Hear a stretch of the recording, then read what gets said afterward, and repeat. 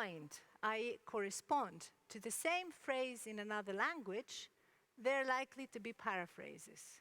And this is exactly what we will exploit to learn these paraphrases. So here in the example, under control aligns to unter Kontrolle in German. If I back translate unter Kontrolle to something in English, such as in check and under control are going to be paraphrases. So how do we operationalize this in a big neural system where I don't have alignments, I don't have any idea of where a sentence begins and ends and things like that? Well, it's quite simple. And it's again the same encoder-decoder architecture. So I have my input, which is English in this case. I will encode it, and then I will decode it into a foreign language. Let's pick, for the sake of argument, I will decode it into German. And I will decode it, which means I will translate it into German, and I will have multiple translations, multiple outputs.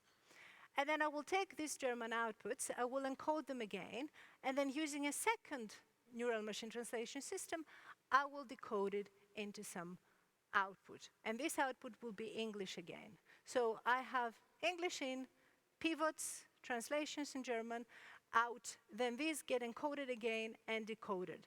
And there is two things I need to tell you here, and they turn out to be quite important. First of all, I have multiple pivots, which means I need multiple translations because machine translation engines are not perfect. If I just put all my eggs in one basket and get one translation, it could be very wrong. So I need to have robustness. And secondly, I integrate multiple decoders also in the output to guarantee that I have nice paraphrases. So let's look at the output. What is the zip code of the largest car manufacturer? This is the input question. And I'm pivoting here. In the middle, I use different languages. So for French, I get what is the zip code of the largest car producer? For German, what's the postal code of the biggest automobile manufacturer? In general, if you pivot through German, the paraphrases are longer. I don't know why. And then, I mean, I know why, but yes, it's an observation that confirms the hypothesis that, you know, they have very long sentences. If you pivot through Czech, Czech is the best. It turns out that Czech is the best pivot. You get a lot of variety. So you get the command, zip code of the largest car manufacturer. OK, so does this work? And the answer is yes. Again, you don't need to look at the details. Gray is obvious baselines and other systems. Pink is the state of the art before this model, and red is the current model. These are two data sets, and the one called graph questions is very difficult. It has very highly, we call them multi-hop questions. These are questions that involve a lot of nesting. So an example would be, what is the name of Obama's first daughter's third dog? Things like that. And you have to come up with the answer. OK. What have we learned? I'm almost done, then I will take questions. So what I hope to have shown you here is that this encoder-decoder neural network framework works quite well for mapping natural language meaning representations, for mapping natural language to meaning representations with minimal engineering effort, and I cannot stress this enough. The constraint decoding does improve performance, and it seems like you can use it for other training schemes, such as weakly supervised learning. The paraphrases enhance model robustness, and in general, they're useful for text rewriting. So I've shown you the questions, rewriting the questions, but you can rewrite documents if you wish. And what I would like to stress is that this whole modeling paradigm is very general. It does transfer to different tasks. So if you don't want to ask your car, but you want to ask, for example, your fridge, you can do this. It transfers across meaning representations with SQL and Python and whatnot. And of course, there's a lot to do in the future, learning the sketches, taking multiple languages into account. This is actually a topic close to my heart. So I've only shown you English examples. What happens if your speaker speaks Mandarin or Hindi? And I'll leave you with this quote, which well, it's not a quote, it's a cartoon, and I'm going to read it out in case you don't see it. So there is this guy, he says, I asked our smart speaker if it was eavesdropping on our conversations, and he called me a lazy bum who can't even load a dishwasher correctly. And the lady says, it sounds like it's using machine learning too. So presumably the guy has never loaded the dishwasher, and Alexa figured out that were he to load the dishwasher, it would not be appropriate. I mean, he can't even do it. So these devices are getting smarter. There's a lot of machine learning, and we can only hope for them, actually being embedded in society the way Bill Gates hoped. Okay, that's it. These are my collaborators. I can only thank them, and I'll stop and take questions.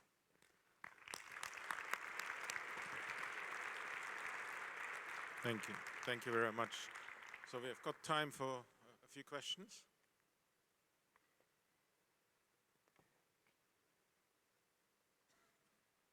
There's one there. Thank you, very interesting. I was wondering, the computer languages you're translating to are optimized to be, or quite optimized to be interpretable by humans as well. Is there another language possible that maybe is easier for machines to translate to? That's a beautiful question.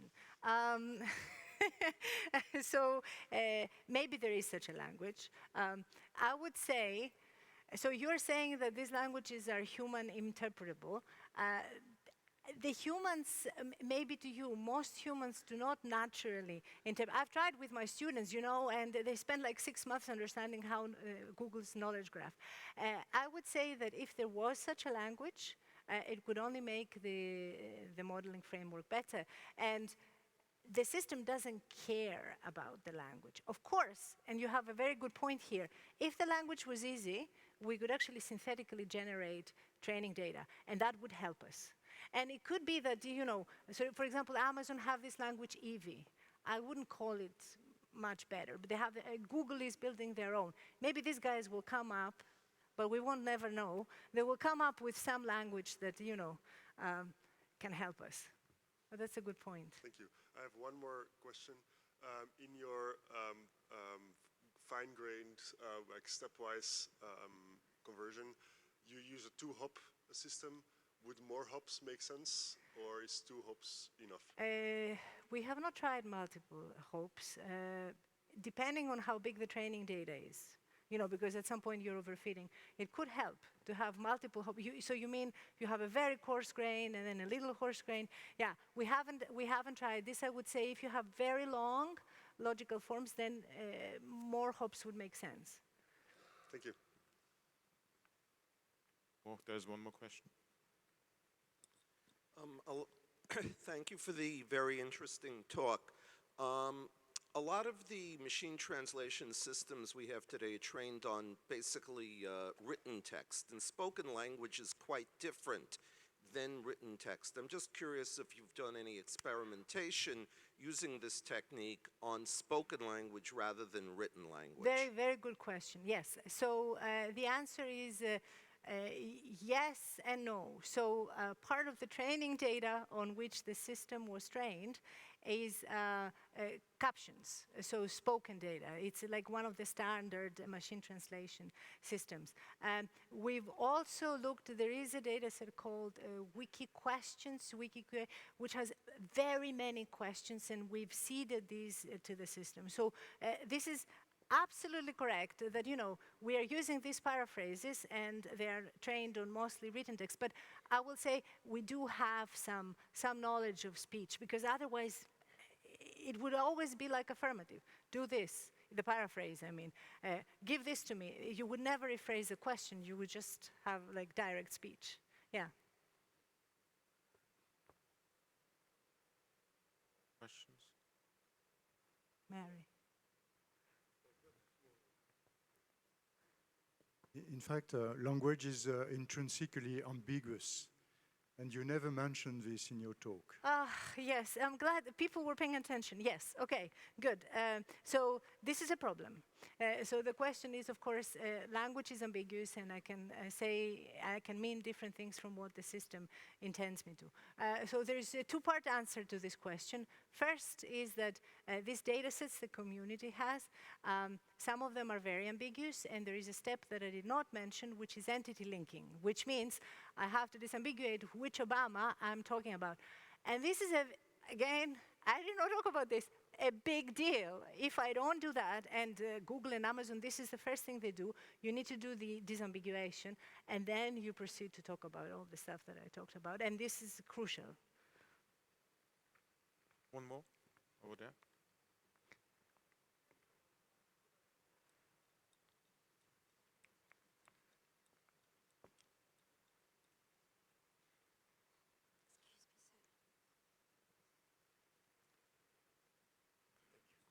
Yeah, you say that language diversity was something which was close to your heart. So how do you see the possibility to address languages, especially when there is very little data available? Yes, that's a very nice question. Okay, so again, I'm afraid the answer is you go via machine translation. So let's say we have a data set which is in English, and you want to bootstrap a system in Chinese. So the first thing, there's two approaches. One is you take the English, you translate it to Chinese by Google Translate, because this is very good and state-of-the-art, or whatever system you have. And then once you translate, you assume you have a data set which is Chinese logical form. The other approach that people do, and it works surprisingly well, is you don't translate. So you have a system trained on English, and then at test time, you have the user speak Mandarin. Then at test time, you translate the Mandarin into English and try to use your English system. Another approach that people do is you don't use at all machine translation, you just use embeddings and try to force them to be in the same space. But whatever you do, you lose 50%. So if I show you results in the 80s, the cross-lingual system would be in the 40s. So definitely something for all of us to look into. Thank you. I think there will be lots of questions. I think this was a very inspiring talk, and I would like to thank Mirella again. I'm sure she will be available in the coffee break also to answer questions. Thank you very guys. much again, Thank Mirella. you.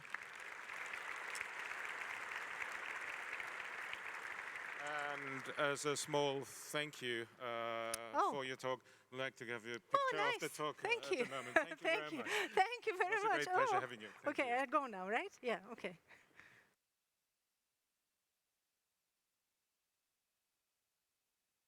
So, just a very quick update. First of all, I'm very glad that so many of you made it to this morning talk after our very nice evening yesterday night.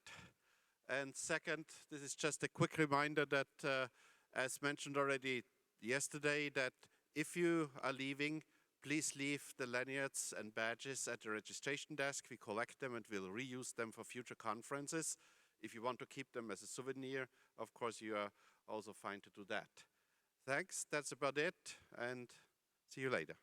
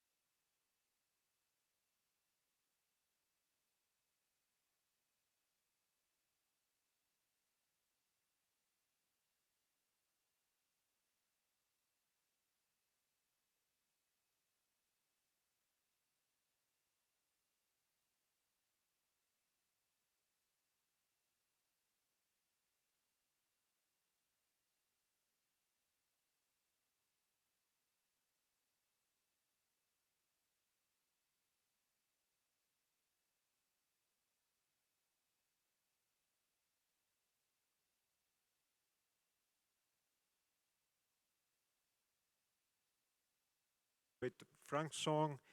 And the first talk this morning is a survey talk which will be given by Oriol Guas. And Oriol's talk is entitled Realistic Physics-Based Computational Voice Production. Please. So thank you very much for the introduction. Well, this talk will be mainly an overview of where we're now in computational approaches to generate voice. And I would like, obviously what I will present is not just one man's work, but it has a contribution of many colleagues, and some of my colleagues in the department are written here. So for those of you who are not familiar with computational methods, I shall tell you that you can find them everywhere. For instance, in building acoustics, to just compute the structures of building and the responses to earthquakes. You will find it in the automotive sector to compute the aerodynamics of cars, crashes, bioacoustics, similar in naval applications, and obviously in aerospace planes and special launches.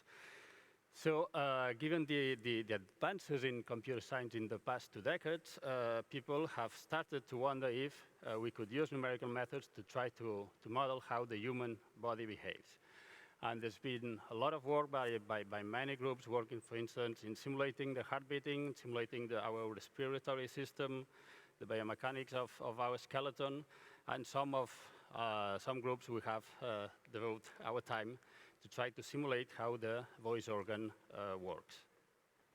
So from a physical point of view, the functioning of our voice organ is rather complex. And in this very small space of 17 centimeters, we have a lot of things going on. And we have the interaction of many different fields. On the one side, we have the biomechanics with the muscle activation and posturing.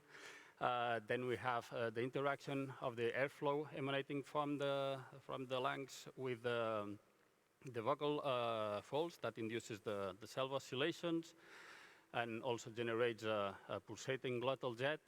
And these both phenomena are a source of sound, and this sound propagates in the vocal tract, which has a very complex shape and also moves when we're generating, for instance, diphthong. And then finally, this sound is generated outwards, and other people can listen to us. So the point is, can we simulate all these phenomena? And this is what we're going to talk about it today. So the outline of the presentation, it has 2 main blocks. The first one deals with resonant phenomena inside the vocal tract.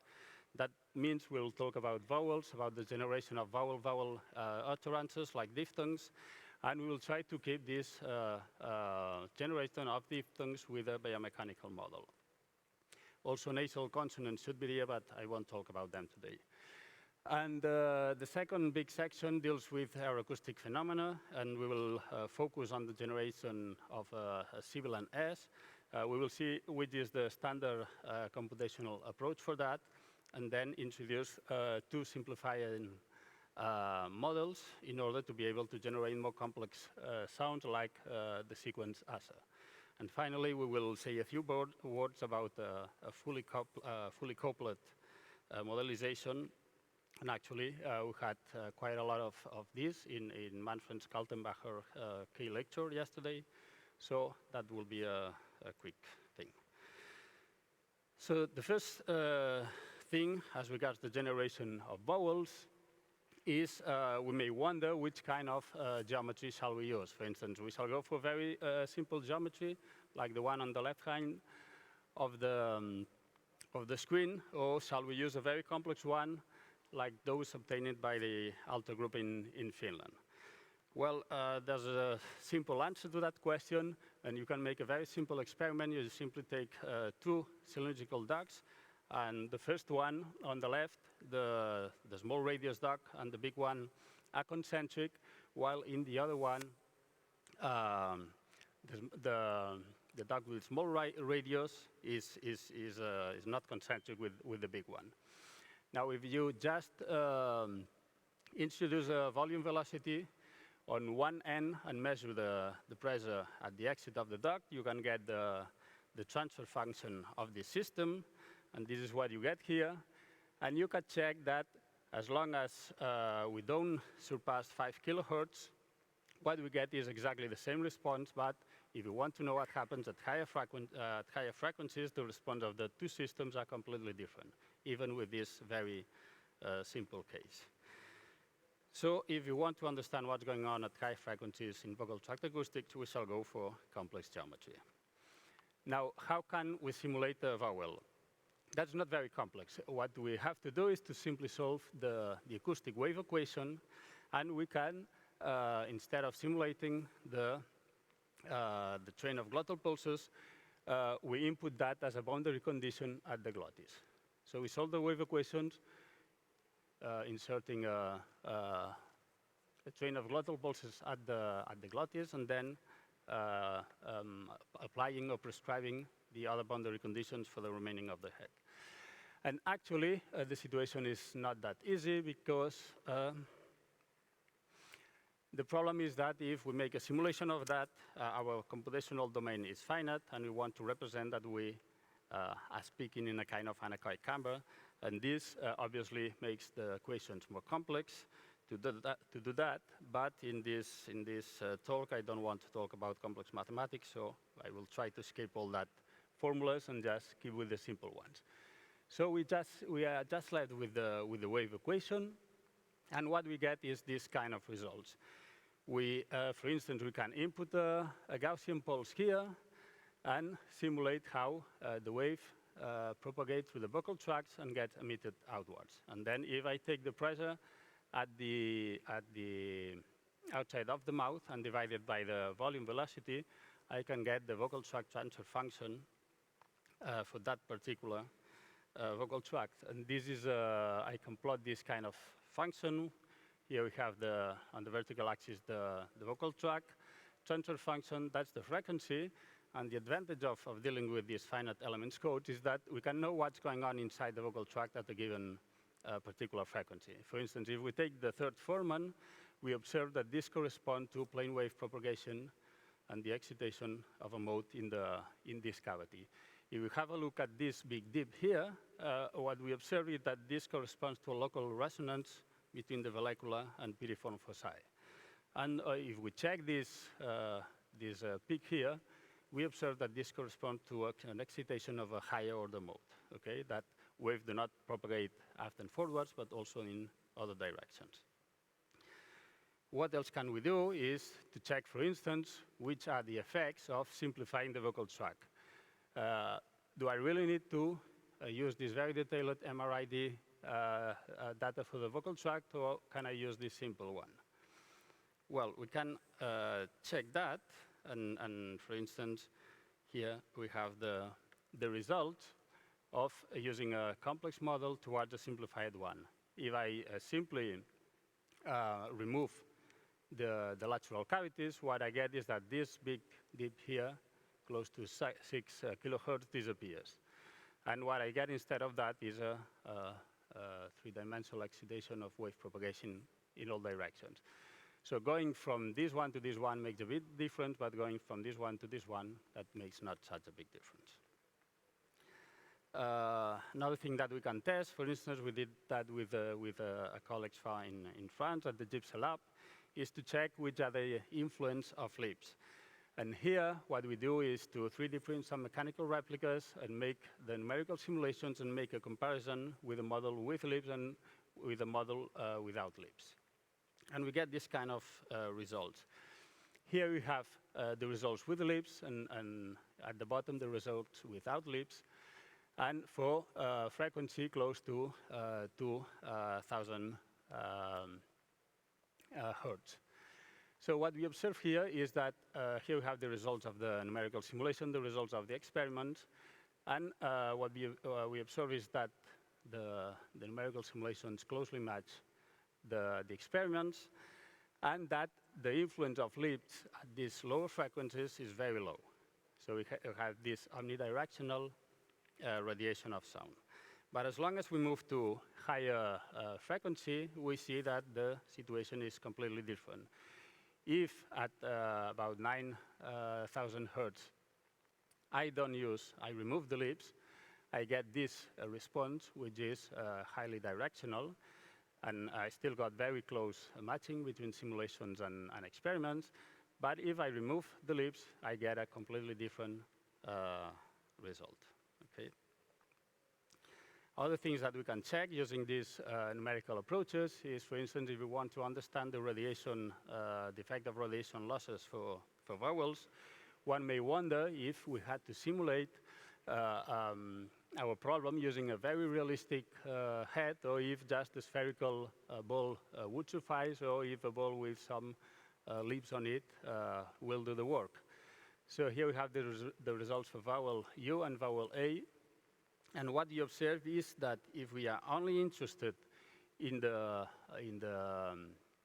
low to mid frequency range, that means up to 5 kilohertz, it really suffices to use a spherical ball as a good approximation for the head.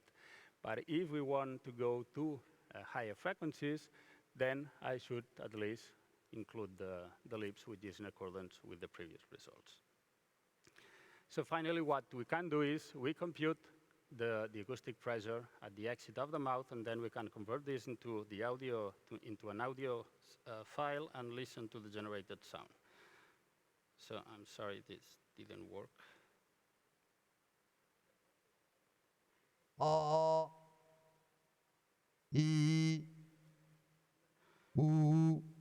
So these sounds have been generated just by solving the acoustic wave equation inside the vocal tract. So our next step is to move to diphthongs, to vowel-vowel generation, and in particular, we would like to reproduce the sound I. So what we have to do here is to transition from a vocal tract corresponding to an A to the vocal tract corresponding to an I. And here we have to move from this spectra with the two characteristic formants of vowel A to that of vowel E.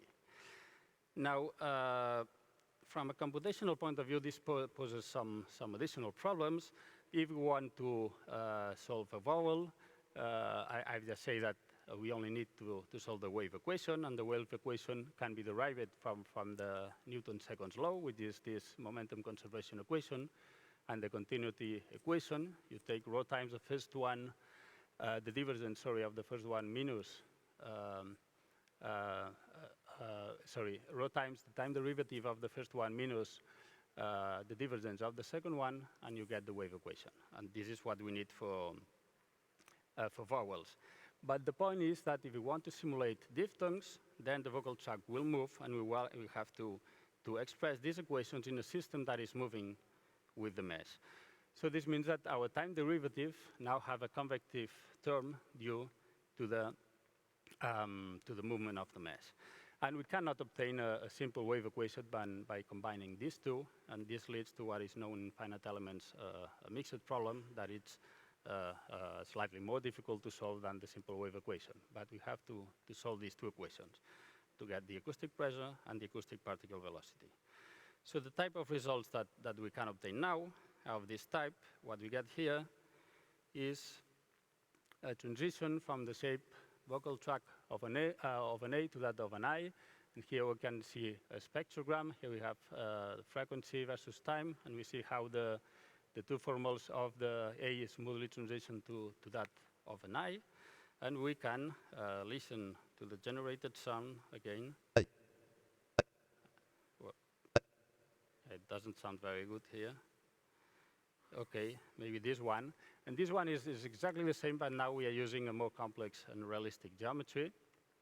And here's the train of glottal pulses that is being input at the glottis. This is the output signal, the evolution from one vowel to the other. And we can listen to the generated sound. Okay. What's next? What we've done here to generate this diphthong is to interpolate from one geometry to another, but this is not what we're actually doing when pronouncing the sound I. So our next step was to try to do this transition using a biomechanical model. And this biomechanical model, we used the RTSynth that was constructed by University of Columbia in Canada. And here we have some dynamic articulators and some static ones. And a fine thing about RTSynth is that if you measure during the pronunciation of a diphthongs the trajectories of some points, for instance, at the tongue, you can input this into the count, and it will give you an approximate solution of how muscles get activated in order to reconstruct that sound. So this is what you get. So our next step here would be to, okay, we need a closed cavity in order to solve for the diphthong sound. So this is what we did with some colleagues at KTH. We use what's called a growing circle method, and for each section we get a closed surface that then we can put everything together and simulate a more realistic way, the generation of a diphthong. And here's the simulation. That's Artisan, that's the extracted closed geometry, and then we can generate the sound. Aye. Okay, and now it's not just simple interpolation, but it comes from muscle activation. And here's another one. Aye. More complex one. So that's what I wanted to explain as regards the generation of sounds that are driven by resonances in the vocal tract, and we shall now move to aeroacoustics and the simulation of sounds like S.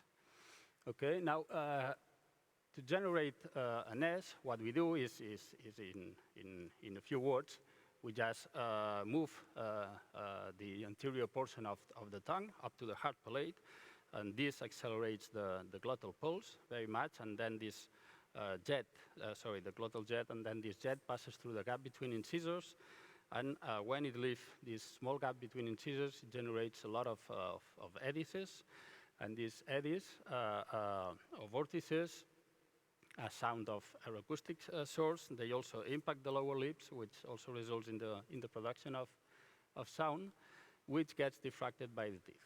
Okay, and this aeroacoustic phenomena is what results in the generation of a sound like S. So if you want to simulate this, we have an additional big problem, and it's that we need to know which is the source of sound that the movement of the fluid is making. So there are very different ways to tackle with that problem. The most simple one is the light-hill acoustic analogy, and I will talk about this one for the ease of illustration, but we could also use the acoustic perturbation equations, the linearized Euler equations, some unified isentropic solver for the fluid dynamics and acoustics, or just go for the full compressible CFD simulation and then try to extract the acoustics from there. So in Light-Hill's analogy, which it's just a reordering of the compressible Navier-Stokes equations, the good thing about it is that for low Mach numbers, we can approximate this tensor by means of what is called the Reynolds tensor, which is the product of the different components of the velocity. So what we have here is just the wave equation with an acoustic source term that we have to compute. And this source terms involves a double divergence, which means that represents a quadrupole. Okay, if we have just single divergence, that's a dipole. You will have a time derivative of the source term that will correspond to a monopole. So the problem is that we have to obtain this by solving. We can obtain this, by solving the nonlinear Navier-Stokes equations. And the problem is that this is really, really costly. And I will provide you some examples. For instance, to generate an S up to 2,000 hertz, we need to make a simulation on a supercomputer facility using 46 million elements. That's a big simulation. And then you get this type of results. For instance, that's a cut in this way, and what you get is you have here the constriction and the flow, and you see how this is strongly turbulent, and from here we can obtain the source term. That is what we had here, that it's what produces acoustic waves in this case. And then we can compute the generated sound. Okay, these are some transient signals, but you see that these are the acoustic waves corresponding to the generation of an S. And what we get is this black curve here that we have compared with measurements of several S sounds in literature, and we can see that we can reproduce the main trends of that sound. But as I told you, the problem is that this is very costly, and we can only simulate a very few milliseconds of that sound, and this is not enough to generate an audio file. So what we try to do is to use different approaches in order to solve that problem. And the first one is to say, okay, we want to skip the computation of the nonlinear Navier-Stokes equations, because this is very time-consuming, and we want to find a means to approximate this source term. So one of the options that we have recently tested is to use, instead of using this tensor, what we will do is to use an analytical model for a turbulent eddy that is spinning. And in particular, we use a model for what I call Kirchhoff vortices. And a Kirchhoff vortices is something like this. It's a two-dimensional rotating quadrupole, okay? That's a kind of elliptical eddy that generates this quadrupolar sun that it's spinning. And what we do is that we randomly set many of these vortices in the source region where the S is generated, okay? And we can do this very fastly. So here we have a comparison about the hybrid computational acoustics, the standard approach, and the one we use with these Kirchhoff vortices. Now here you have a comparison between experimental data for the S, the standard CAA approach, and the Kirchhoff vortices, and we see that the matching is quite reasonable. And if you look that in terms of computational costs, what we see is that we need 46 million elements for the CAA, and we only need 800,000 elements for the Kirchhoff vortices. We need 256 processors at the supercomputer center in order to get that result, and we can do this now in a lab computer with just 4 processors.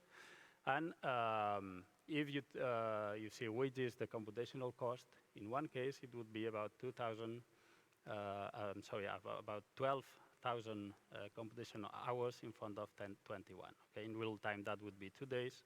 That will be 5 hours in a supercomputer center in your laptop computer. If you have access to a 16 processors computer, which is not that difficult, then you can reduce this by a factor of 4. Okay. And another thing is, that's fine, we can generate this S sound, but we would also like to compute more complex sound sequences like ASA. So how can we do that? We could use that Kirchhoff approach, but in order to test it, we decided to go first for simplest option that we basically grasped from one-dimensional approaches. So here we have to now transition from a geometry of an A to that of an S, and then again to that of an A. So it means we have to generate vowels, we have to generate sibilants, and at the right time, I would say. So we use a very simplified now acoustic source model that instead of consisting of a distribution of quadrupoles, it will consist of a single monopole and a single dipole. Okay. And here we will use now, because we are at the very beginning of this kind of simulations, we have used these simple vocal trap shapes. That's an A, an S with a very strong constriction, and an A again. So what we have to do now, we have this, we will simply solve the wave equation, which means that given that our vocal tract is moving, we have these additional terms, so we have to solve the mixed problem.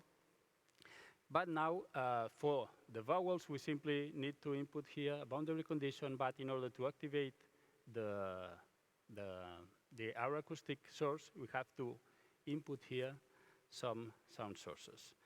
Okay, and we do that by inserting a monopole, which corresponds to inserting a source term in the continuity equation, and a dipole, which corresponds to inserting a force in the momentum conservation equation. So what we do is we insert the monopole at the exit of the constriction, and we input a dipole here representing the diffraction by the teeth. And in both cases, we use the amplitude using Gaussian white noise. So that's pretty much what the strategies that one follows in 1D, but translated to this finite element context. So we next activate the simulation, and here we see how we start from a neutral geometry, we go to that of an A, then we move to that of an S, then we move again to that of an A. Now we activate the glottal pulses when we have the A going on, and there is here a certain overlap because we don't want the sounds of the vowel and the S to be disconnected. So we have this activation of the glottal pulse even when we're almost in the shape of an S. So we can simulate these effects, and this is what we get here. That's the chain of glottal pulses. Now we first have an A, and this is the pressure output for an A. Now, when we reach the shape of an S, we activate the monopole and the dipole, and then the output changes to that of an aerodynamic sound. And then we move again to a vowel, and we recover the sound of an A, okay? And we can listen to, I'm sorry, I just wanted, okay. And here is what we have. We have the spectrogram. Those are the formants of the A. And then, as you observe, in the A, the sound pressure is mainly driven by the formants, while when we have the S, the pressure is mainly at the high frequency range. So here we have some spots, and we can listen to the generated sound. Okay, that's what we've got for the moment. I'm sorry, I just wanted to skip that.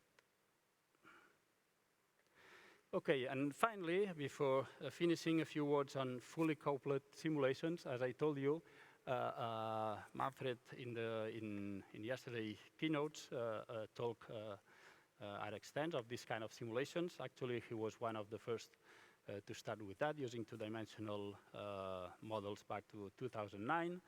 And then he has done some more recent simulations using this trick of prescribing the movement of the vocal folds.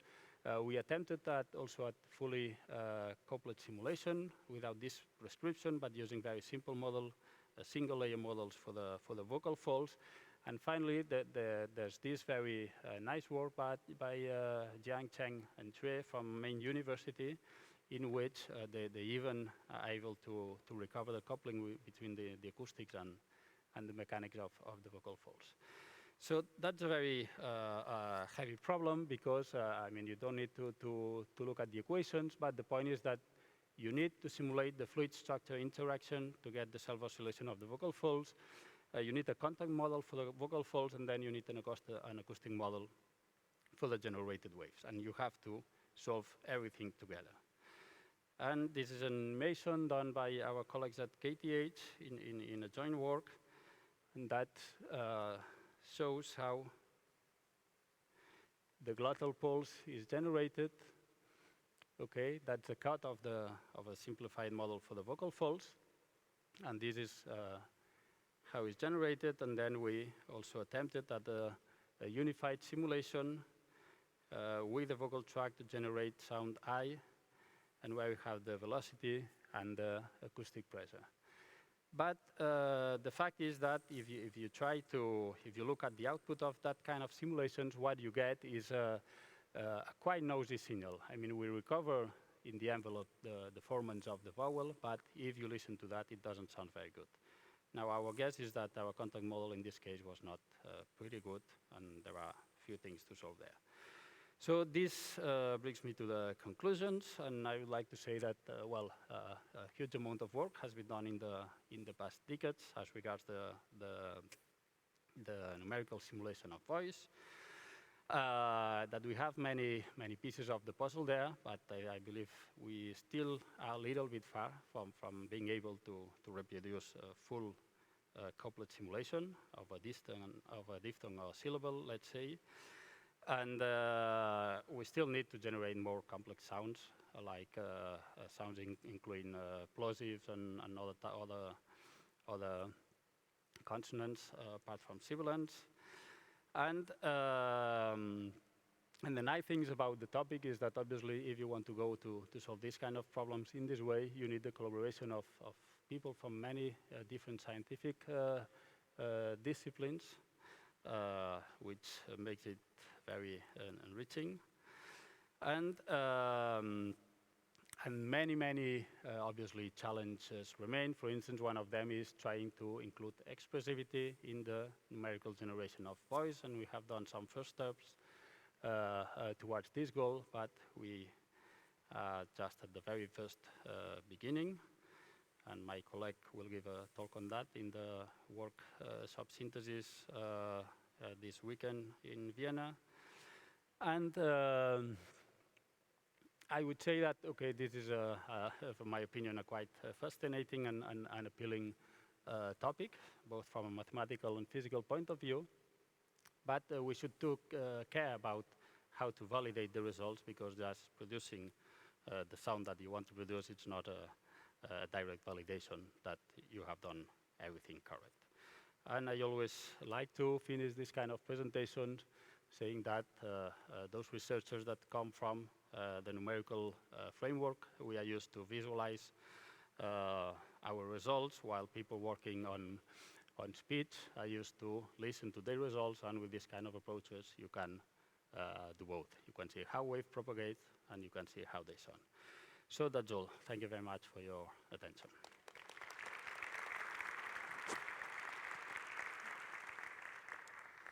Okay, thanks, Oriol. And now we have plenty of time for questions.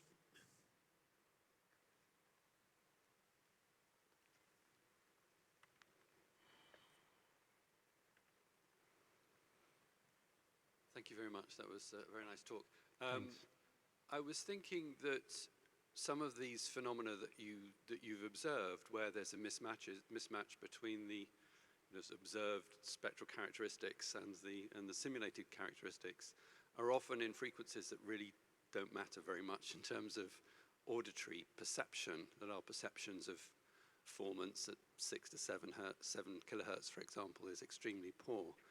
Is there a way in which, by thinking about the limitations of auditory perception, you could work out which aspects of the simulation are necessary and which aspects of the simulation could be simplified?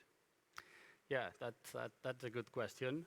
I mean, first I would like to say that it's true that mainly our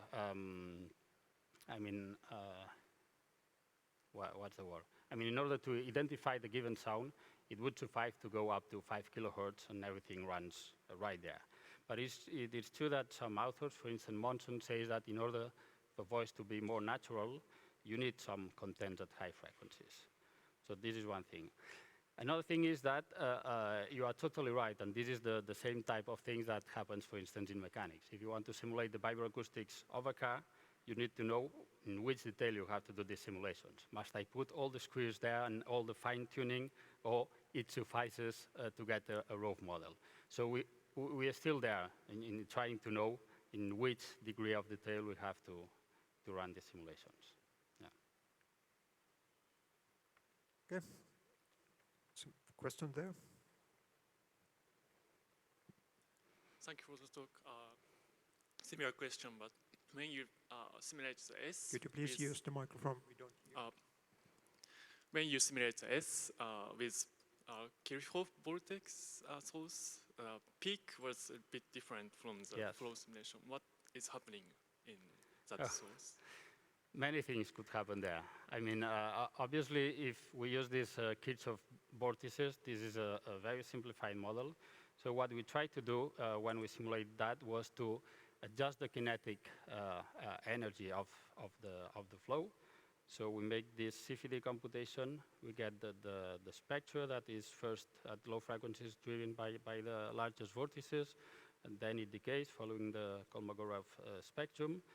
So what we try is to adjust the vortices in order to recover that shape. And I haven't shown here, but obviously we have to make many realizations, and in the mean, you get a similar result to that of the CAA simulation. But obviously, this is a simple model, and for instance, we can simulate how a vortex generates sound, and this is affected by the teeth, but we cannot simulate the effect of the sound directly generated by vortices impining on the lower lip. So, I mean, there's a price to pay for this low computational effort that we cannot get exactly the same result. Yeah. Okay, Elber. Thank you. Thank you very much for a nice talk. Is your main goal to try to produce speech that is similar and natural as human speech, or do you really try to mimic the whole process?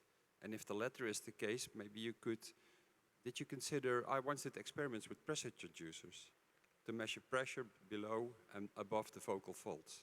So then you know what pressure fluctuations are going on within the vocal tract. Yeah. Maybe you could use that then for validation. Yes, we actually were focusing, I mean, what you say is true, and there are several groups that mainly focus on phonation, and they do this kind of simulations, and actually, for instance, for the complex simulation, we have to consider some subglottal geometry for the vocal tract. But in our case, in most simulations here, our final goal was to generate the sound from and focus on the vocal tract acoustics. So we use the train of glottal pulses like a boundary conditions. So let's say that we are interested in getting the physics of what's going on there and see how this can give place to a given sound. And we are somehow, I mean, addressing the problem by parts, and then trying to put everything together. Make it one very quick question. Thank you. Thank you for the great talk. Given the fact that getting real human sound using this physics-based model is very hard, and could you repeat something? Given the fact that using this physics-based model, getting real human sound is very hard, and on the top of that, getting that in real time or adding expression is super tough. So have you considered any kind of clinical research-based problem where you can address using these models? Yes, actually this is the I would say the midterm objective. I mean, it's the same people in phonation. They want to very clearly simulate and very realistically simulate the self-oscillation of the vocal tract, of the vocal folds, to see how they would behave in case of a medical problem. And it turns out that the same kind of problems could appear also in the vocal tract. For instance, when generating a diphthong, there are people that having some inflammation or problems with the tongues and do not follow the standard path, so we could check how the voice can change due to these effects. But for the moment, we're just focusing on trying to understand and simulate the whole physical process. Okay, there's one final part of this survey talk, and I'll leave this to Thomas Heim. Well, thank you very much again to Toriel and this wonderful talk. And as a token of thanks from the Interspeech Organizing Committee, sort of a reminder of your wonderful talk. Thank you very much. That's very kind from you. Thank you very much. Thanks a lot. Didn't expect that. Great.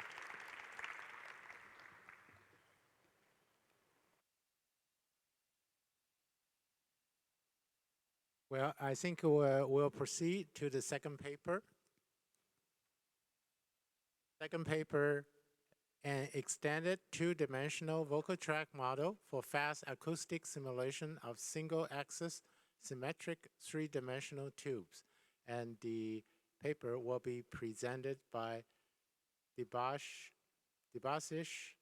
Mohapatra.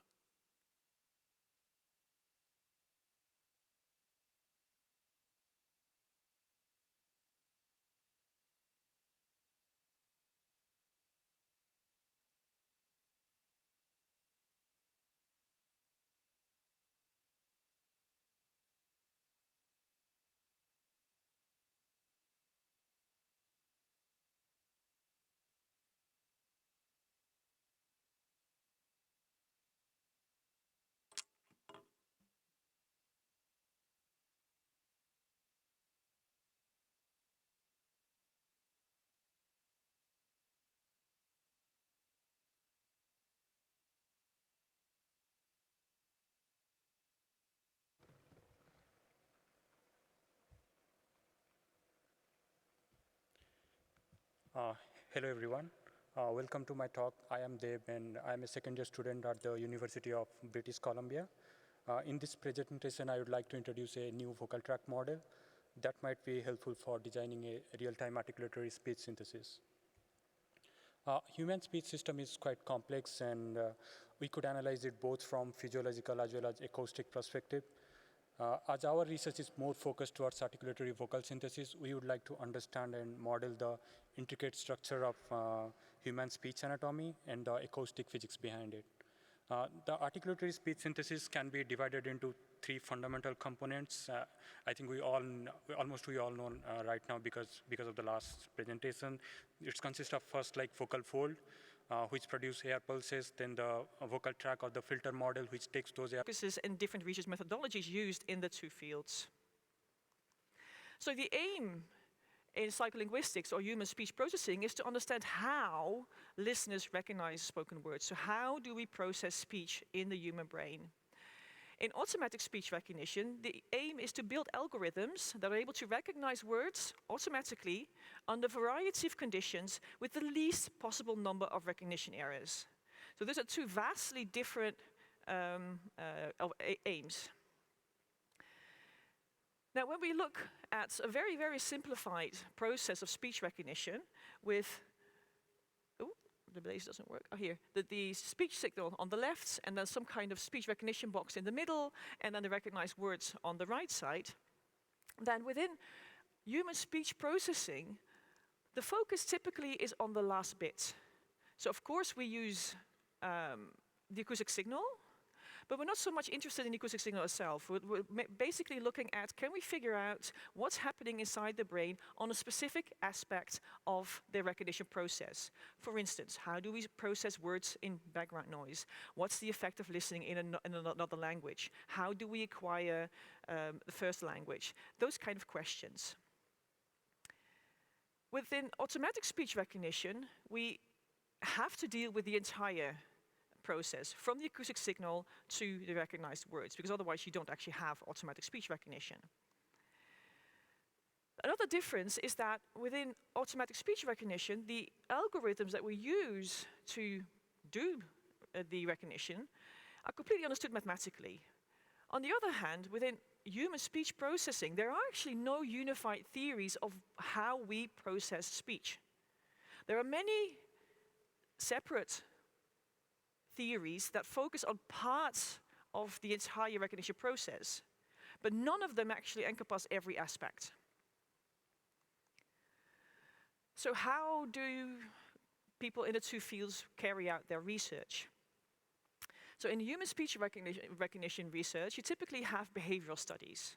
You ask people, typically you put a person into a soundproof booth, you give them headphones, you give them a screen, sometimes a microphone, a button box, keyboard.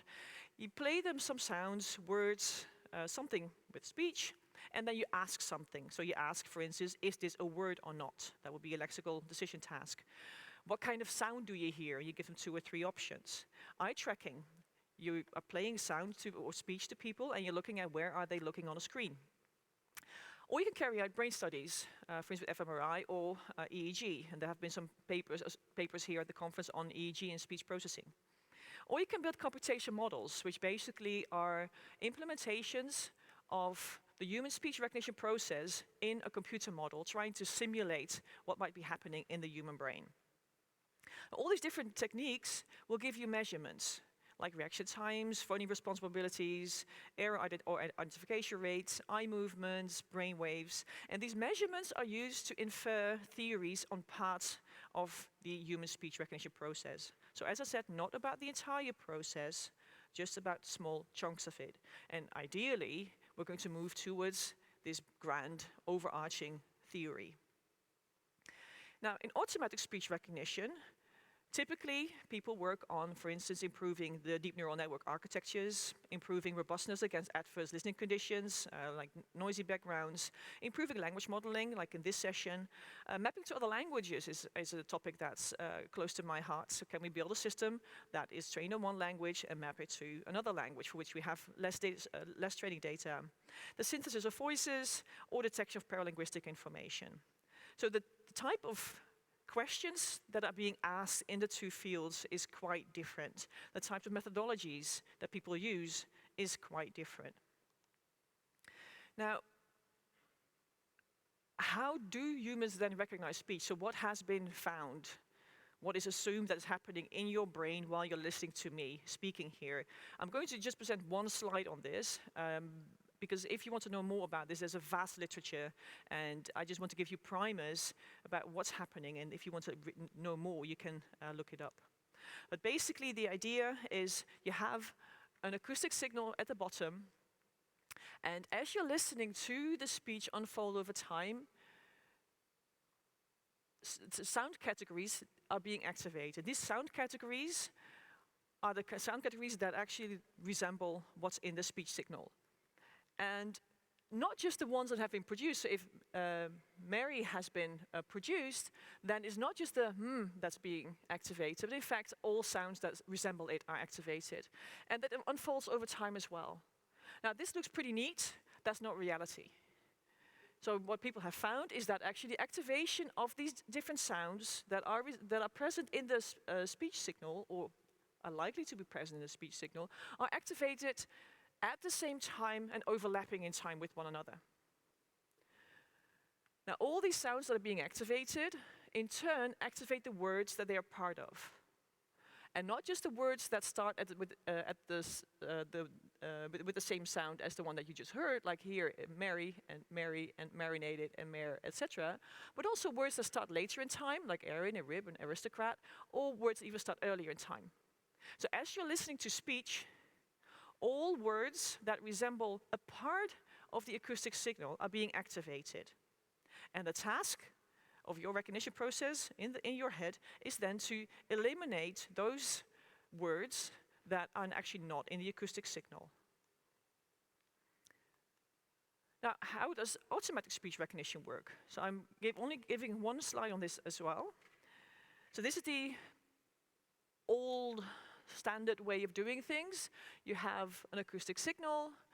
You transform the acoustic signal using some acoustic pre-processing into vectors, and these vectors are being processed by a search algorithm that tries to map the vectors onto a series of recognized words. It uses acoustic models, which is basically a representation of a speech sound.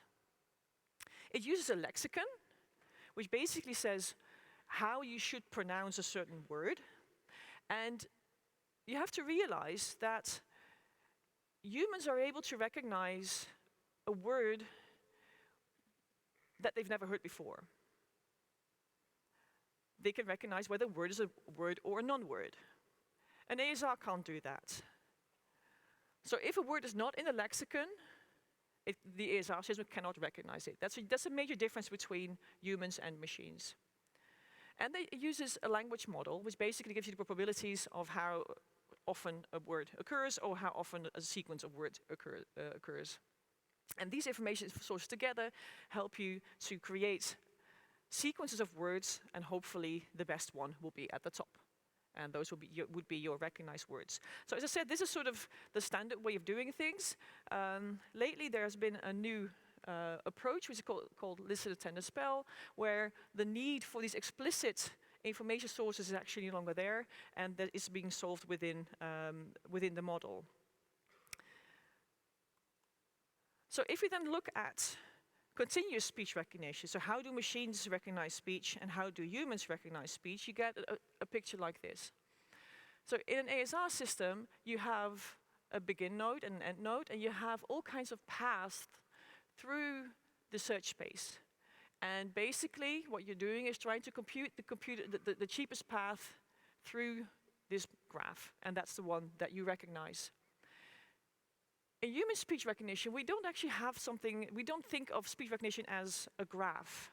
We think of it as words that are being activated in the human brain while we're listening to speech, and these words compete with one another, which means that words like spider and pie and spied, which overlap in sounds, all use the same chunk of the acoustic signal. The task of the human brain is to create a sequence of words that basically eats up or uses the entire acoustic signal and makes sense. So again, you would have your sequence of recognized words at the end. So well, no, I get that. So you might wonder, so you've only been talking about all these differences, right? So why would cross and interdisciplinary research be interesting? Especially given the differences in hardware, so brains versus computers. Well, I think it can be very interesting, but you have to look at it from a different perspective. So you should not be focusing on the fact that we are looking at different types of hardware, but we can use Mars 3 levels of an information processing system. So the brain and the computer are at the bottom here. It's called the implementational level, which basically focuses on the physical realization of the representations and the algorithms. One level up is the algorithmic level, and that's how functions are performed. And this is kind of tiny in here, but these are the two different ways of how continuous speech is being recognized by an ASR system and a human. But the most important thing is that at the top level, the abstract computational level, the two systems have to do the exact same thing. The humans and machines necessarily compute the same functions, as both must perform the same task, which is the recognition of the words in the speech signal. So, despite all differences, what we want to do is actually the same thing. We want to recognize the speech. So that's one reason why I think looking across the borders and integrate the two research fields is really interesting. Another one is, despite the fact that ASR systems have become quite good in recent years, human listeners are still the best recognition systems out there. So I'm going to give you some comparisons of recognition performances. There's a seminal paper by Richard Lippmann in 1997, and what he did was he compared so he took studies from both automatic speech recognition and from psycholinguistics, and he looked at the recognition performances of humans and machines on a task that was somewhat related between the two groups. So these were not actually people and machines tested on the same corpus, but on similar corpora, or similar tasks. And what he showed was that, so this is 1997, so this is 22 years ago, that with connected digits, oh, by the way, this is a logarithmic scale of the word error rate. So in gray, we have the automatic speech recognition systems, and in blue, we have the humans. So basically what we see here is that on whatever task you take, connected digits, letters, resource management corpus, Wall Street Journal, switchboard conversational speech, you always see that the humans are outperforming the machines by about a factor of 10. So this was in 1997. As you all know, the field moved on, and things got a bit better. But basically what people started to do was actually look at different types of noise. So in 2012, we see that in quiet, for this is a 1K to 8K word recognition task, machines are still a factor 10 worse than humans. And when you add background noise, it's quite bad. But also look at the humans. So I started out saying that humans are the ideal listeners, but we also have problems listening. Even if you have really good hearing, there are situations where you are in trouble, and that's specifically the case when you are listening to background noise. So then, human parity came about, which was in 2017. We basically see that the humans and machines recognize speech at the same level. So this was amazing, I thought. I mean, I had not expected to see that happening so fast. So you might think we're there. So humans are no longer the best recognition systems out there. I don't fully agree with that. There's a more recent study by Spiller et al. From Oldenburg University, and they basically looked at a different type of speech again, and they looked at matrix sentences in a minus 10 dB background noise, and they looked at how people and machines are able to use spatial cues. And it turns out then that although in the case where there's only one channel scene, machines actually outperform the listeners, but when there's a multi-channel scene, machines have a harder time because they're not able to use the spatial cues as well as we can do. So what causes this performance gap? Well, for a very long time, training material was the designing factor. ASR systems were typically trained on hundreds of hours, whereas humans are exposed to hundreds of thousands of hours. And Roger Moore has done 2 studies trying to calculate the number of hours that people actually have access to while they're growing up, and the gap with machines was enormous. But as we have seen, the gap has become much, much smaller, and in the case of conversational speech, is basically gone. Nevertheless, there are multiple situations, like the one from Spiller et al., where humans are much, much better than machines. So why is that? Well, one aspect is the flexibility. So humans are very good at adapting to new speakers, to new speaking styles, to new languages, very, very quickly. And machines can do that far less well. Another factor is the available information. So ASR systems typically have language models based on word frequency and word co-occurrence probabilities, whereas humans also have word knowledge, or they have priming. So in some studies in the past few years, people have been looking at whether lower level cues are also different between humans and machines. So there have been, as far as I know, 2 corpora developed specifically for human-machine comparisons. One is developed by Oldenburg. It's called the Oldenburg-Logatome speech corpus, which consists of syllables without any lexical meaning, so without any word meaning. And there was a concept challenge at Interspeech 2008, organized by Martin Cook and myself, where we looked at the recognition of consonants and compared human and machine performances on these tasks. And what we found was that even when higher level information is removed, humans still outperform machines. So not only at the higher level information there's a gap between humans and machines, but also at the lower level. And Meyereth and Kohlmeier, they show that this difference comes from the availability and the use of acoustic cues and features. So when you think of it as a human listener, you have the full acoustic signal available to yourself, whereas when you are a machine, you're stuck with whatever acoustic features are being given to you. So I think there's a lot to be gained from cross and interdisciplinary research. And I would like to now move on, after having created hopefully a bit of a common background, a common knowledge between the 2 fields, to some different types of research that have tried to combine knowledge from one field and methodology from one field into the other field. And the first one is, of course, that you can use techniques from automatic speech recognition to learn more about how humans perceive speech.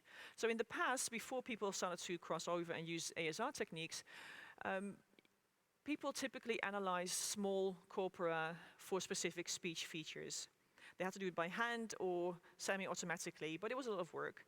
Then, in recent years, people are using automatic speech recognition to actually, for instance, investigate pronunciation variation, which was done by my former PhD student, Barbara, who's one of the co-organizers here. Very happy that she's here. To investigate pronunciation variation of the T production in Dutch in a large corpus. Or you can investigate the representation of second language sounds in the first language space, such as done by Kasia Lecomberi and colleagues. So you can use ASR techniques to analyze far more data than you could do by hand. Also, ASR techniques have been used to investigate theories or ideas about how human speech processing might actually work. So for instance, it has been used to find that infant-directed speech is actually easier to learn than adult-directed speech, which might explain why people tend to speak in a different way to young children than to adults.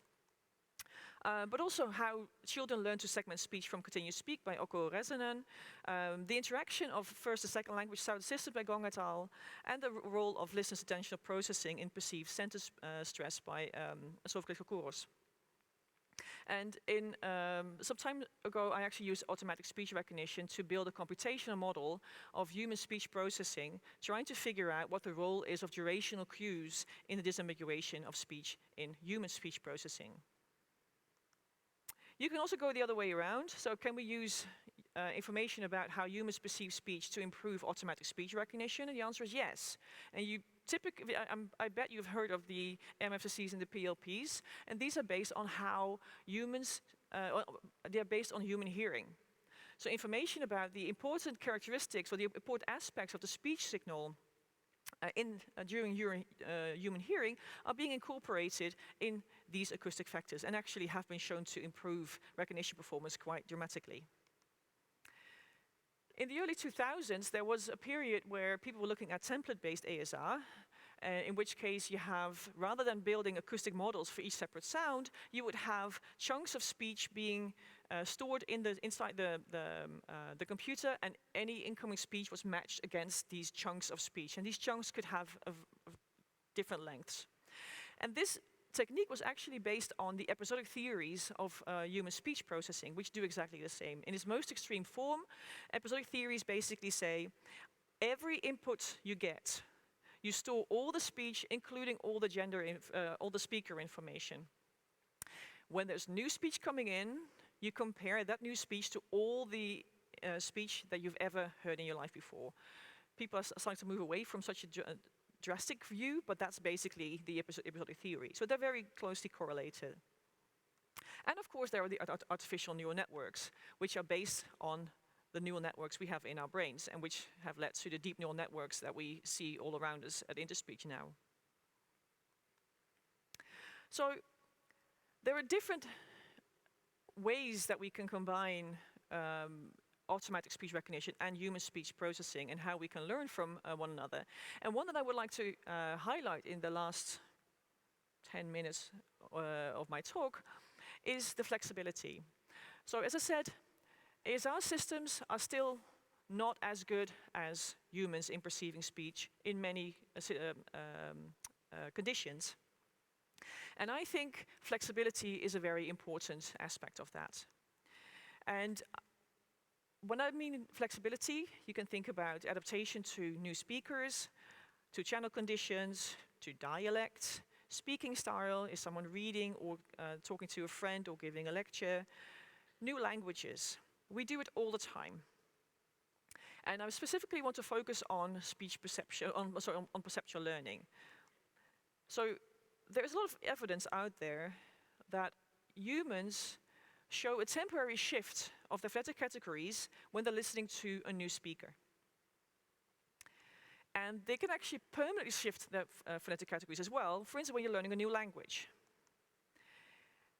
And they have the ability to decide whether to merge phonetic categories or to create new ones, depending on the language they want to learn.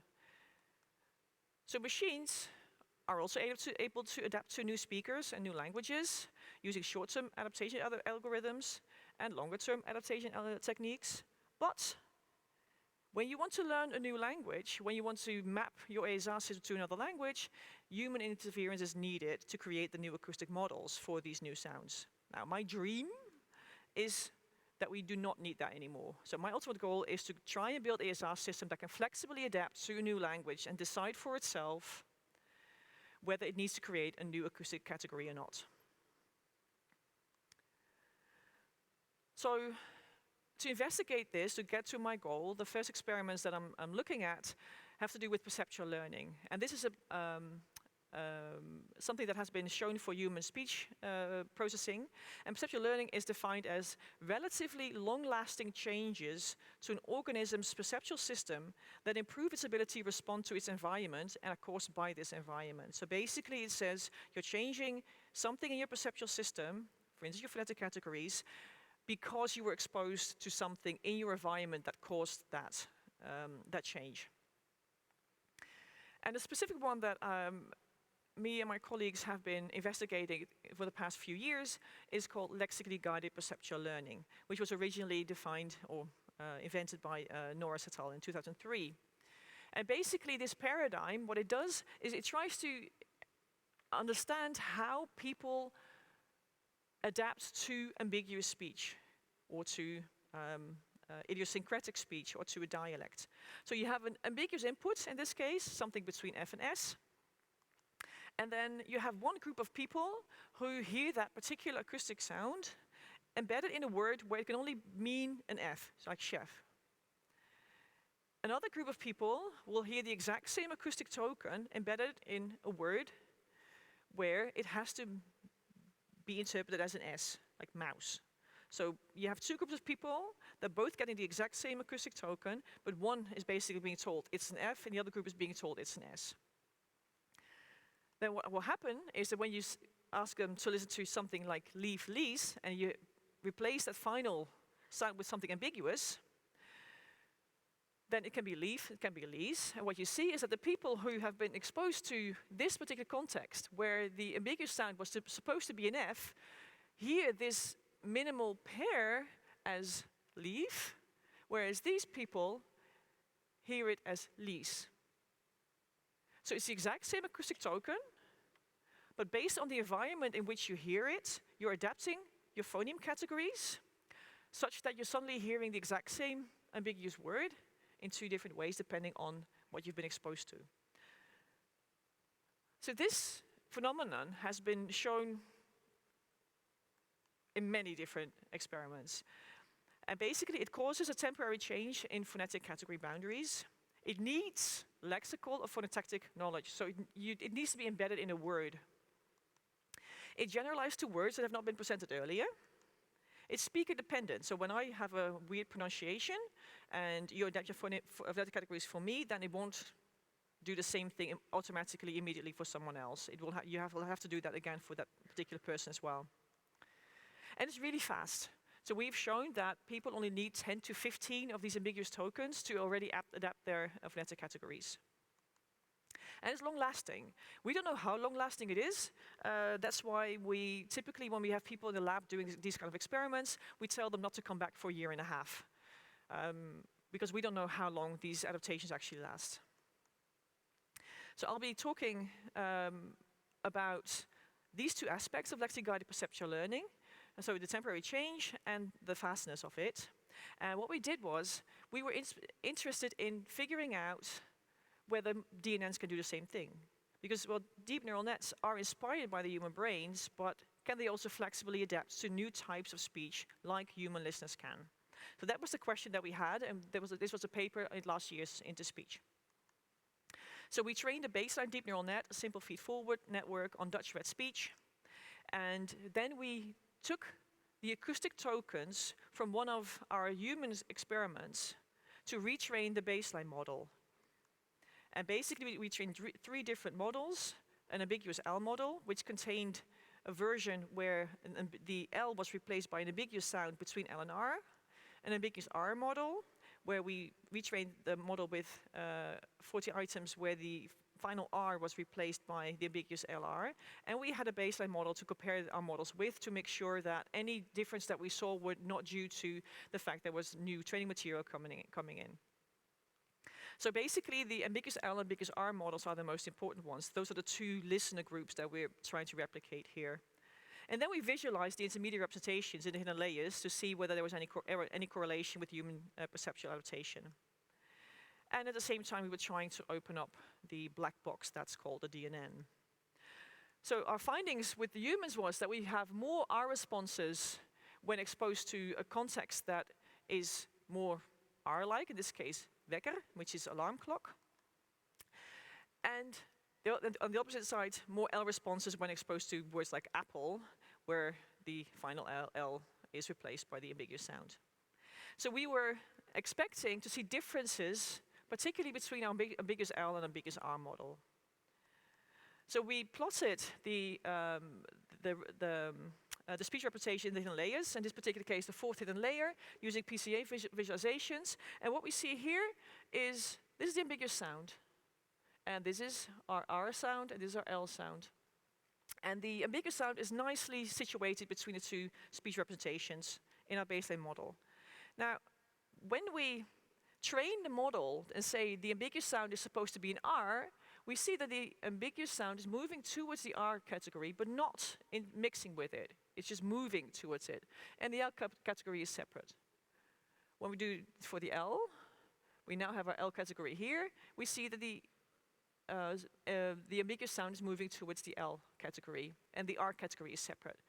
So we're seeing a shift of the phonetic space, which is very similar to what we saw with the humans.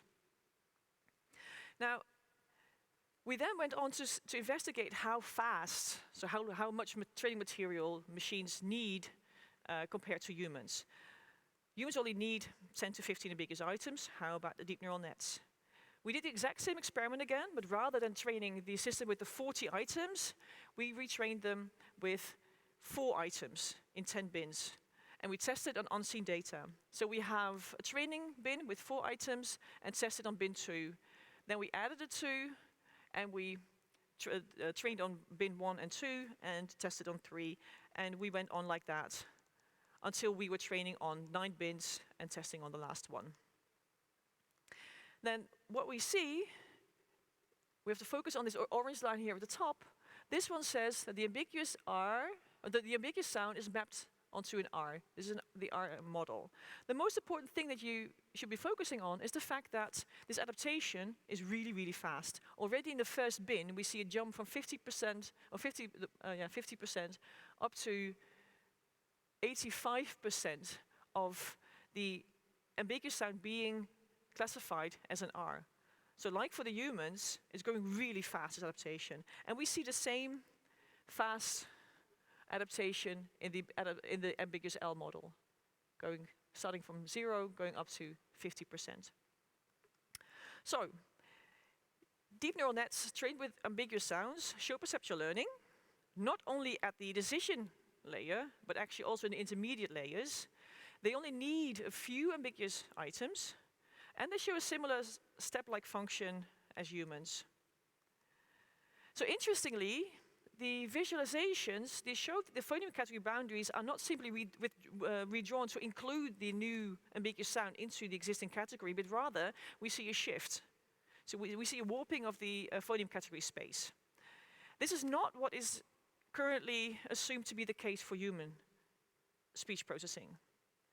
So it might be that the human perceptual learning also involves a similar nonlinear distortion of the perceptual space, rather than this redrawing that people have been thinking about so far.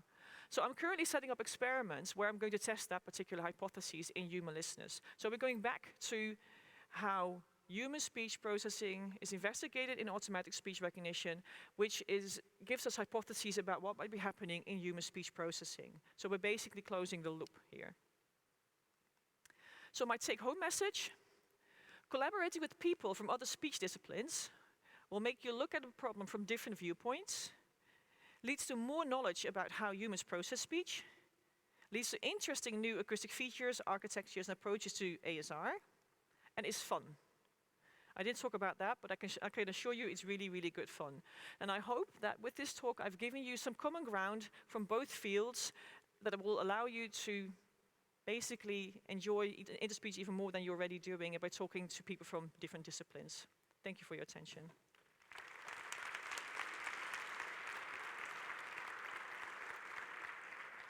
We have time about a minute or so we can take a question.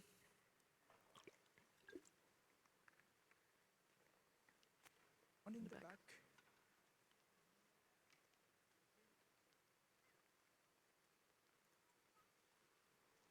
Michael is coming.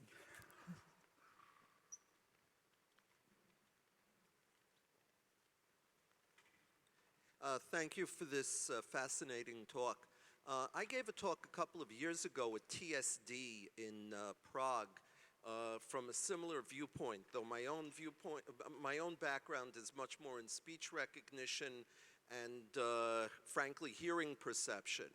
And one of the things, I came to the same conclusion that humans, I'm pretty sure, are much better than machines at things like domain adaptation, accent adaptation, learning new languages. But I was actually unable to find a lot of hard, direct evidence in terms of doing things like taking some of the common test materials we have and actually formally measuring human performance on some of the standard test tasks we work on today, or test tasks that emphasize, let's say, the ability to rapidly adapt to new conditions. I'm just wondering if, coming from a very hardcore human speech perception perspective, if you see value in running such experiments to sort of inform the community more about what machines are very good at doing versus what humans still do much better than machines. I would say that within psycholinguistics, that's not a key thing to investigate. It's more about developing the theories rather than understanding performance. Having said that, now, so I have done a lot of experiments on how non-native listeners perceive speech in background noise. I have lots of numbers for these, so I actually have ran recognition experiments on humans on a particular task. So in those cases, yes, you have them, but then we don't have the machine data. So that's why in 2008 we had the constant challenge. That's why the Holocorpus was created, to get to these numbers, because we have this, we know that humans are better than machines, but we can't really quantify it. I would love to do more of this kind of research, but it's time consuming. But yeah, I agree, that would be wonderful to have more of these studies that actually quantify the difference between humans and machines, and that's why I was really happy with the paper I showed you, the Spiller one. That's a recent one that's actually moving into a new domain, trying to figure out what the differences are between humans and machines in that particular domain. Thank you. Yeah. Okay, thank you. We're out of time, so for other questions, I'm sure that Odette will be answering them later on. Thank you again. Thank you very much, Odette, and thank you. And thank you very much also as a nice token from us. Thank you.